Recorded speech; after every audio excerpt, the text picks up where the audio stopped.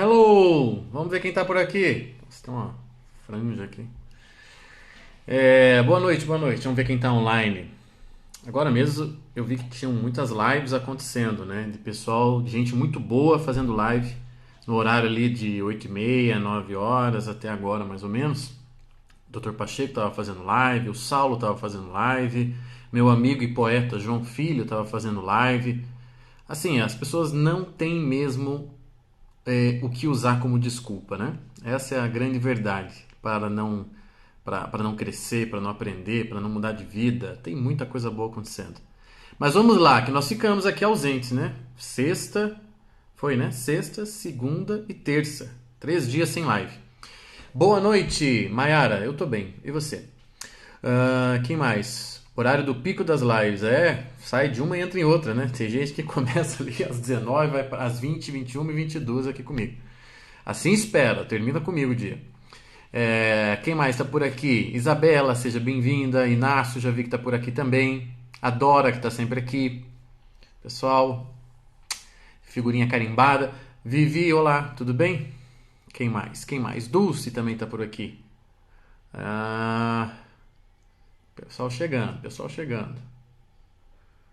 Sabe o que eu tenho que aprender a fazer? Eu tenho que aprender. Eu vou confessar uma coisa para vocês. Eu não sei fixar comentário. Como que eu faço isso? Alguém me ensine. Se eu quero dizer o tema da live e alguém escreve aí, eu fixo o comentário. Onde é isto? Alguém pode me dizer? Boa noite, professor. Eu estava sentindo falta dos seus textos e lives. Oh, valeu, Patrick. Obrigado. Textos, imagino que bastante, né? Porque 5 meses sem escrever nada. É... Tá, pera lá. Como é que eu faço, gente? Sério.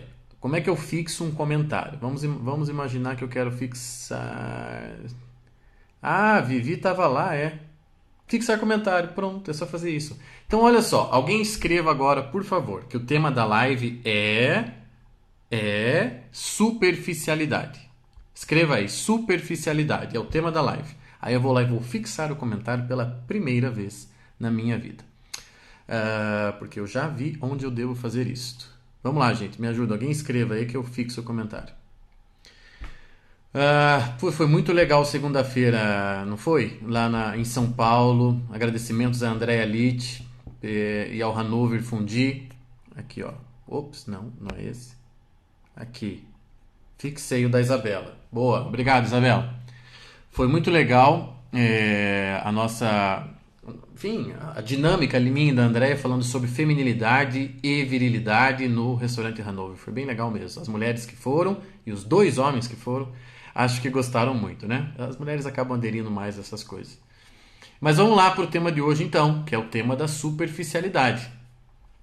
Eu resolvi falar sobre esse tema porque, enfim, hoje eu fiquei um pouquinho mais em casa, isso é raro acontecer, eu ficar um pouco em casa. Mas eu consegui trabalhar de casa hoje, até escrevi texto, né? Vocês viram, tá aí nos stories, depois leiam um texto sobre amor. E aí assisti série que eu tava precisando assistir, The Crown. Não sei se assistiram já a nova temporada de The Crown. Assisti hoje 3 episódios, deu tempo de assistir também. E por 15 minutos eu vi televisão. E caí num programa que me deixou assim um pouco estonteado com a superficialidade, a maneira como as pessoas lidam com as coisas, né? E eu quero, portanto, tratar desse tema. Para mim é um tanto assustador que as pessoas mais superficiais da nossa cultura estejam assumindo essa posição de educadoras dos espectadores, educadoras do público, né? Deixa eu começar falando o seguinte para vocês. Todas as sociedades são aristocráticas. Essa frase é de Ortega Gasset. Todas as sociedades são aristocráticas. O que isso quer dizer? Toda sociedade, seja ela capitalista, seja ela tradicional, seja ela socialista, toda sociedade, ao longo de toda a história humana, tem um grupo ou uma classe de pessoas que dirige, inspira ou governa todos os outros. Tá? Portanto, todas as sociedades são, por definição, aristocráticas. Tá? Há um grupo ou uma casta ou uma classe que dirige todas as outras. O que aconteceu ao longo da história, na maior parte do tempo e dos lugares? essa casta, este grupo que governa, dirige, educa, inspira todas as outras de baixo, ela era muito bem formada. Ela estava no seu lugar quando ela fazia isso. Entende? Então, quando você olha, agora, por exemplo, assistindo a série The Crown, que se passa ali, né, o reinado da atual Rainha Elizabeth, e essa temporada atual pega ali a década de 60. Então, você ainda vê, na década de 60 aí, do século 20, você ainda vê ali o quanto, né, as pessoas adequadas, bem preparadas, educadas, são boas, estão no seu lugar, fazendo o bem para todos aqueles outros que dependem deles, que não têm as mesmas qualidades de espírito para fazer aquilo. Eu sou um sujeito que acredito piamente na verticalidade da sociedade. Ou seja, nós não somos todos iguais, nós não temos potências iguais, nós não temos capacidades iguais, nós somos diferentes por uma série de razões e é bom para nós, enquanto sociedade, que os mais capacitados, mais bem formados, mais educados estejam na casta superior, nos dizendo e nos iluminando, nos dirigindo de alguma maneira, nos inspirando, né? Nos advertindo também de uma série de coisas. Então, isso é um ponto, tá? Então, me espanta que hoje, na nossa cultura, predomine entre aqueles que estão falando, entre aqueles que estão se colocando como professores da sociedade, por exemplo, brasileira, estes sejam os piores, sejam os mais mal formados de todos e sejam, como foi essa minha experiência de 15 minutos de TV hoje, os mais superficiais de todos. Ok? Agora, vamos lá. O que eu entendo por superficialidade? Né? Vamos tentar aqui delinear o que se entende por superficialidade e por que ela acaba afetando em alguma medida todos nós. Ou seja, todo mundo que está aqui, todo mundo que usa rede social, todo mundo que está inserido nessa cultura atual nossa, é, em alguma medida, tomado por superficialidades. Faz parte das nossas vidas gastar um... Aí, teve uma queda e voltou. Faz parte, então, é da nossa vida e cada um de nós ser um bocadinho tomado pelas superficialidades da vida. Todo mundo aqui acaba tendo um pouco de superficialidade na própria vida. Todo mundo acaba gastando tempo e energia com coisas superficiais. E essas coisas superficiais acabam tomando algum espaço dentro de nós. E a nossa vida, muitas vezes, é expressão dessa superficialidade. Então, ou seja, o próprio Ortega y Gasset, já que eu mencionei ele, o próprio Ortega disse, e olha que nós estamos falando aqui de década de 50, ok? O Ortega disse, a coisa mais difícil de encontrar é um homem substancial. Olha só, a coisa mais difícil de encontrar é um homem substancial. Ou seja, o que ele estava querendo dizer é encontrar alguém mesmo, entende? Alguém com peso, com gravidade. Alguém que não seja aquilo que eu chamo no meu livro Por que Nós Somos Felizes, que vocês que me seguem já há pelo menos há mais de um mês ganharam o livro, né, o PDF grátis, eu chamo de existências fantasmais. A coisa mais comum hoje, infelizmente, se o Ortega vivesse no nosso tempo, ele ficaria ainda mais assustado com o que ele ia perceber, que a coisa mais comum hoje é você encontrar existências fantasmais. O que é uma existência fantasmal? É uma vida humana que você atravessa. Que você atravessa ela porque não tem substância, não tem concretude. Por isso essa imagem do fantasma, do espectro. Tá entendendo? Então, se você fizer uma higiene das suas relações e das suas convivências de trabalho, de faculdade, tomando pelo que as pessoas falam, pelas ações que elas têm, pelas coisas nas quais elas gastam tempo, pelas brincadeiras, pelas piadinhas sobre sexo, tal. Se você pegar e fizer uma higiene das suas relações, você vai perceber que você está provavelmente rodeado de alguns fantasmas. Ou seja, de pessoas que não têm essa substância a qual Ortega se referia. Que, portanto, não encarnam. Falta carne, né? É o problema do fantasma, né? Falta carne, falta corpo. Que não encarnam o drama da vida. Que não encarnam, né? Não carregam o peso da existência humana. E isso é ainda mais grave quando se trata de homens, né? Estou falando aqui agora mesmo dos varões, dos homens, sexo masculino. Porque olhar para um homem, agora é Julia Marias, é você ver a gravidade. Quer dizer, se você olha para um homem e enxerga tudo menos gravidade, ou seja, você enxerga beleza, você enxerga graça, né, com o jeito dele ser, você enxerga simpatia, você enxerga um monte de outras coisas legais e não tão legais, isto tudo não justifica a falta do grande vetor masculino, que é o da gravidade. Grande vetor de instalação do homem na vida, é ser grave. Ou seja, é ser carrancudo? É ser mal-humorado? Não, não é isso. É carregar e expressar todo o peso do mundo nos ombros. Olha, ontem, se não me falha a memória, foi ontem, né? Eu postei um poema do Drummond, até ele ainda está aberto aqui no meu computador, porque de vez em quando eu abro e leio de novo, e leio de novo. Um poema do Drummond chamado Os Ombros Suportam o Mundo. É um poema bem pesado, sim, bem denso esse poema do Drummond, tá? Mas de alguma maneira é isso, quer dizer, quando eu leio esse poema, além de pensar em tudo na visão, vamos dizer assim, resignada do Drummond sobre a vida, mas eu também penso, né? Cadê as pessoas que suportam o mundo nos ombros? Onde estão essas pessoas? Onde estão? Elas, entende que elas já não é mais fácil encontrá-las, né? Como talvez tenha sido em outras épocas. Então vocês imaginem o que Ortega sentiria, o que ele perceberia se vivesse no nosso tempo. Um tempo feito de existências fantasmais. Um tempo fluido demais e pouco resistente, entende? Pouco rígido. Em alguma medida precisamos de rigidez para suportar as coisas da vida. Então, o que eu entendo por superficialidade? Eu entendo por superficialidade sinônimo dessa existência fantasmal. Aquele que vive na superfície, aquele que não migra, não nada para águas mais profundas da existência humana. Esse é o superficial. Aquele que fica na borda. Ok? Então, que fica ali e só consegue captar os aspectos que são os aspectos superficiais.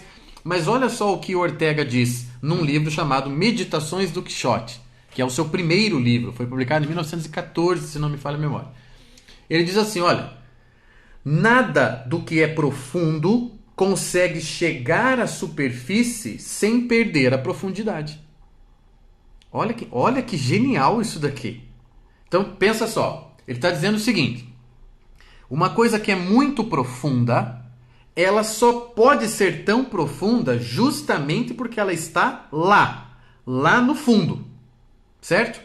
Quando ela começa a emergir para a superfície, necessariamente esse processo de subida faz com que ela perca a profundidade. É uma questão lógica.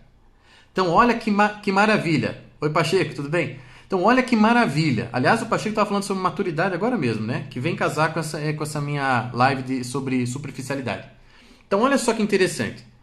As coisas mais profundas que existem dentro de nós, elas inexoravelmente perdem profundidade quando sobem à superfície. Ou seja, quando são reveladas, quando são manifestas. Tá entendendo? Então, é um sinal do profundo a dificuldade da manifestação. Por raciocínio contrário, é sinal do superficial a facilidade de manifestação. Tá entendendo?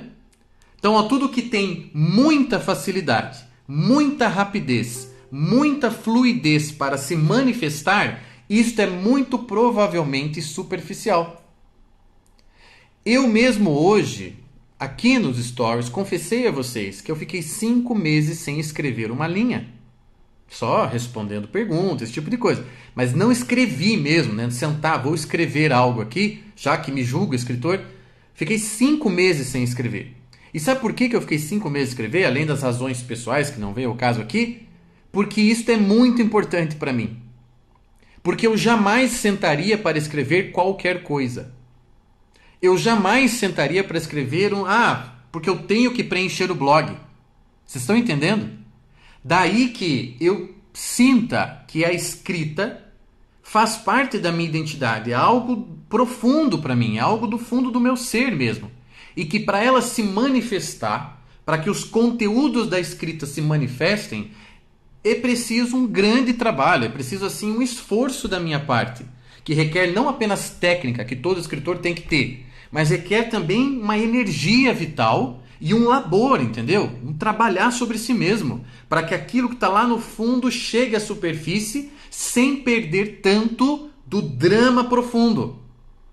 Qual que é a grande angústia de um escritor? Eu estou aqui para partilhar com vocês. A grande angústia do escritor é esta: o quanto a palavra usada, o quanto a frase construída dará conta de dizer a realidade profunda sentida.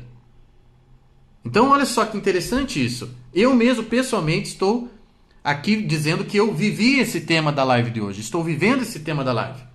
Porque o meu horror, e eu confesso isso a vocês, o meu horror é transparecer superficialidade.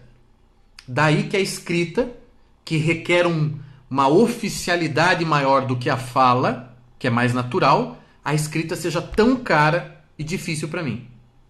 Tá entendendo? Porque a fala é mais natural. Eu tenho muita facilidade para falar. Tenho muita facilidade para dar aula. Isso eu não tenho dúvidas e o mérito não é meu porque eu nasci assim. Desde pequeno eu sou assim. Agora, a escrita foi uma conquista porque foi uma vocação que foi sendo e está sendo lapidada. Portanto, cada vez que eu quero ir lá no fundo, como hoje, e arrancar algo das entranhas para dizer para vocês, isso é muito difícil. Isso requer mesmo um trabalho meu, como escritor e como homem. Eu não falo do que eu não vivo. O tema de hoje é da minha vivência. Tá entendendo? Então, olha só, o que eu disse até agora? Que toda sociedade é aristocrática por natureza. Ou seja, toda sociedade tem um grupo, ou uma classe, ou uma casta, que dirige, educa ou governa todos os outros. Acredito eu, sim, que as sociedades são hierárquicas. Né? Segundo, que é espantoso, e Ortega Gasset se espantaria muito mesmo, que a classe atual, dominante, falante, e que se considere educadora de todos nós, por exemplo, aqui no Brasil, seja a mais superficial de todas. Como a gente vê o beautiful people, a que o Olavo se refere tantas vezes quando comenta as pessoas da mídia, desses que estão na mídia, né? O beautiful people. Todo esse nhenhenhê, todo esse blá blá blá que eles falam o dia inteiro na TV, nas redes sociais, etc e tal, essa cultura nossa de massa, o quanto esses personagens são superficiais. Terceiro, que eu entendo por superficialidade um sinônimo de existência fantasmal, como está lá no meu livro Por que Não Somos Felizes. Ou seja, para mim, alguém superficial é alguém sem substância, é alguém de existência fantasmal. Portanto, alguém que eu atravesso, porque não há densidade. Estão entendendo?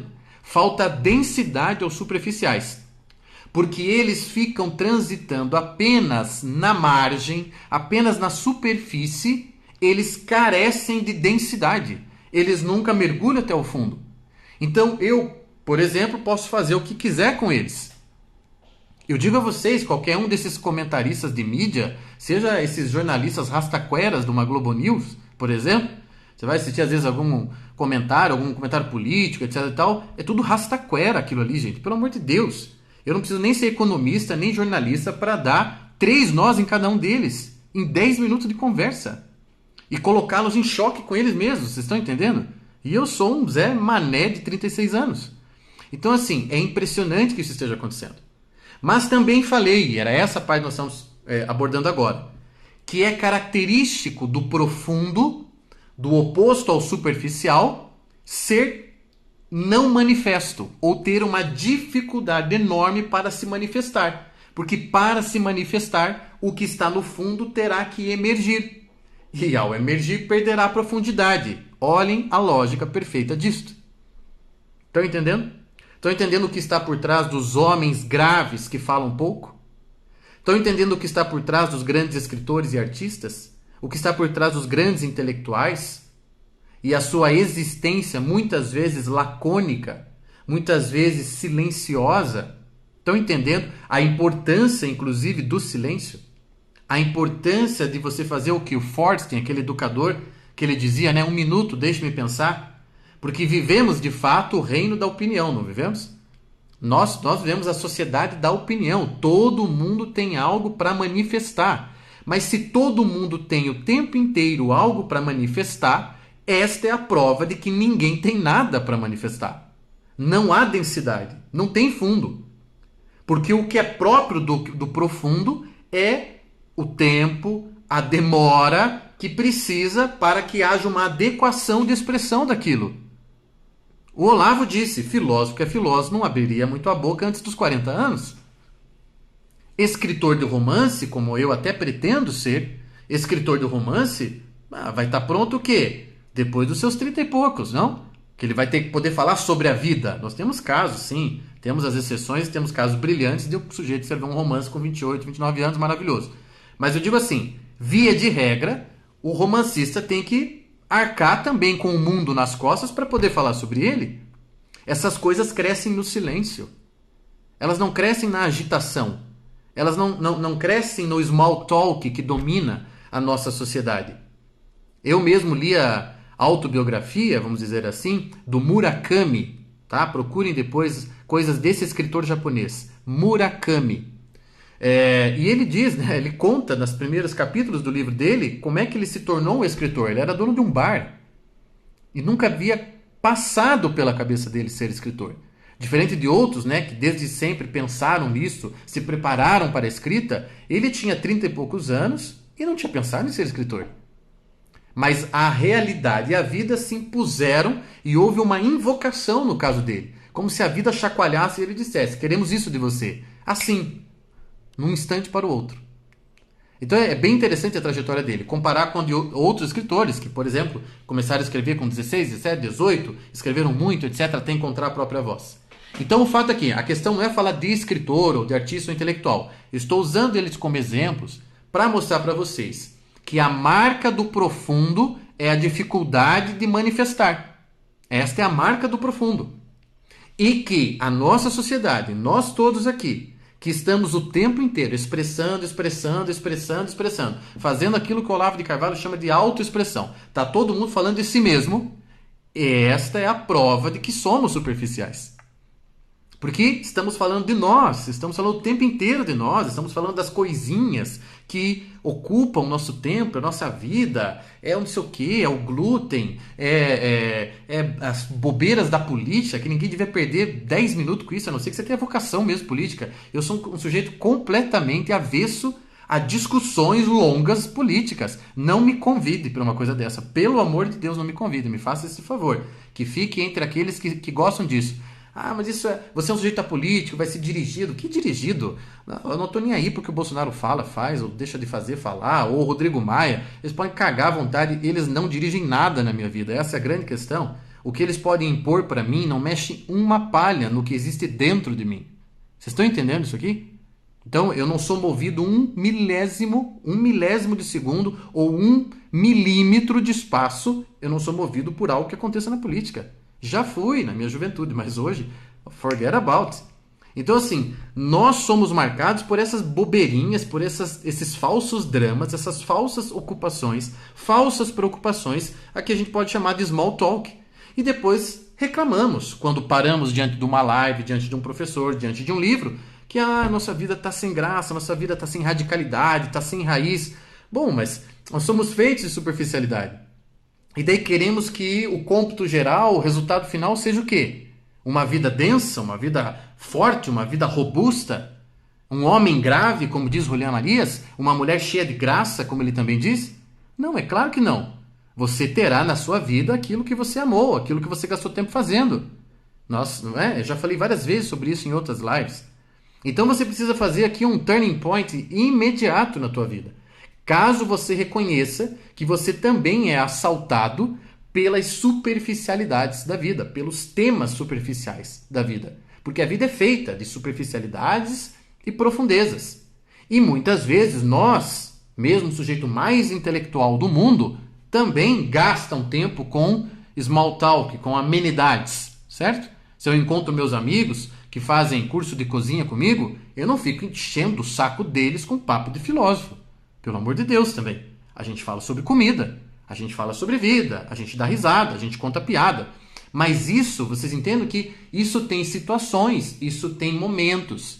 Isso acontece numa vida que é marcada pela profundidade. Assim deveria ser. Isto acontece àquele que tem a marca do profundo. E aí ele pode fazer isso. Ele pode sim, porque a vida não é só viver na profundeza.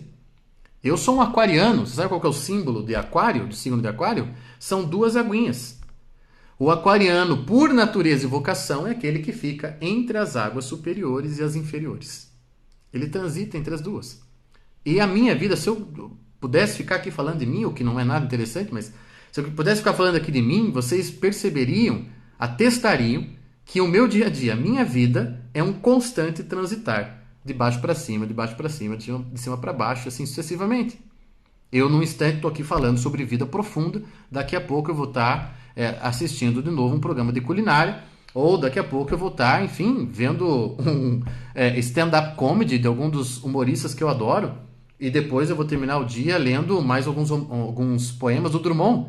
E é isso. Entende? Então eu sou esse cara, exatamente. Eu aceito totalmente a minha vocação e destino de aquariano. Então, de fato, a conversa de hoje era para deixar isso para vocês, essa impressão, né, enojada que a gente tem que ter da superficialidade quando ela toma conta da existência. Quando ela permeia todo o ser e da minha boca só saem coisas assim. Eu só dou testemunho do que é baixo. Eu só dou testemunho do que não perdura. Né? Lembre de Miguel do Unamuno, citei ele hoje também no meu texto de blog. Só uma coisa interessa saber: se a vida durará para sempre ou não. Puta, olha que coisa maravilhosa, gente. Paute a tua vida por esta frase e você será um grande ser humano. Não paute tua vida pelo e o boleto que eu tenho que pagar. Não paute tua vida por isso. Isso é uma preocupação? Sim, é uma preocupação. É uma obrigação? Sim, é uma obrigação. Mas não paute a existência por isto. Não paute a existência pelo que as vizinhas falam, pelo que aquela turma do grupo do WhatsApp fica lá, blá, blá, blá, blá, blá, o dia inteiro. Não paute sua vida por isso. Você tem mais o que fazer, ou deveria ter mais o que fazer. Deveria mergulhar mais no teu próprio ser, deveria mergulhar mais na realidade, penetrar mais a realidade com o teu olhar, para trazer a densidade da realidade para si.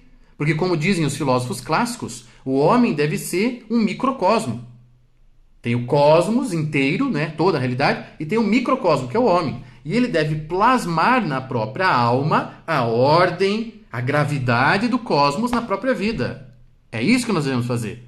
Não se aceita menos do que isso numa vida humana. Tá? Mas a gente vive o tempo da cultura de massa, o tempo das coisas evanescentes, das coisas que não duram. Não estou nem dizendo que não duram para sempre, que não duram um mês. Nós vivemos o tempo das coisas que não duram sequer um mês. É a minha palavra que não dura uma semana. É as minhas preocupações que não duram 3 dias. São as minhas promessas, e agora final do ano é maravilhoso isso, né? São as minhas promessas que não duram 5 semanas, 6 semanas. Então nós somos marcados por essa transitoriedade que foi, olha, acrescida por essa cultura atual. Tá? Agora, pelo amor de Deus, alguém falou aqui de psicologia, e aproveitando que temos psicólogos aqui também, puta que pariu o que fizeram com os psicólogos, não? Saindo um bando de retardados das faculdades?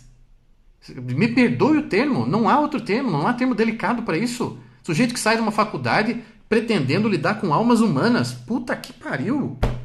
Falando de meio ambiente, falando disso, falando daquilo, citando cantora que aparece na Globo como referência. O cara é psicólogo.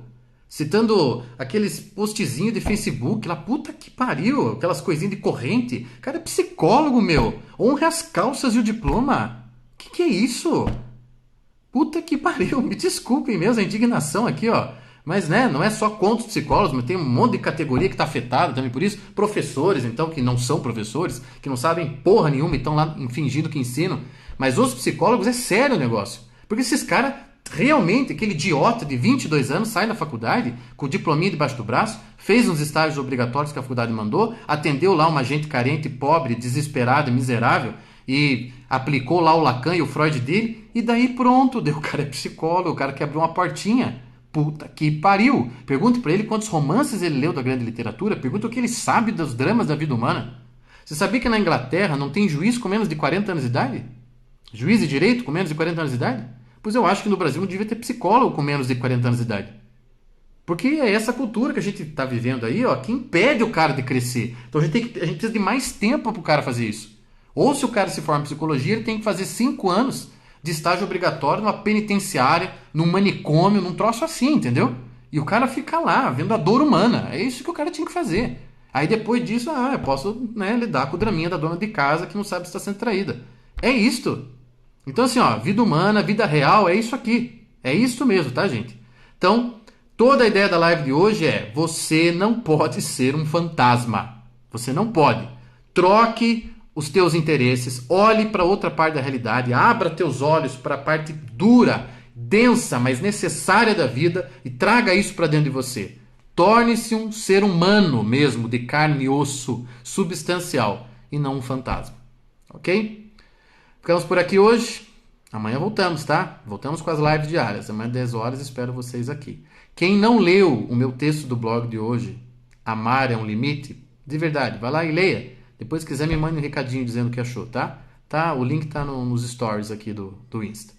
Abração, bom final de noite para vocês.